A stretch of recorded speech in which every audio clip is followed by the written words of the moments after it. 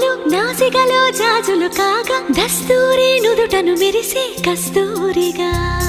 నీలేఖల అక్షరమాల నా మెడలో హారం కాగా చేరాతలు నా తల రాతను మార్చంగా నువ్వు రాసిన ఈ ఉత్తరమే నా మనసుకు అర్థంగా నువ్వు చేసిన ఈ సంతకమే మన ప్రేమకు పసుపు కుంకుమ అర్థంగా గంగా నిజంగా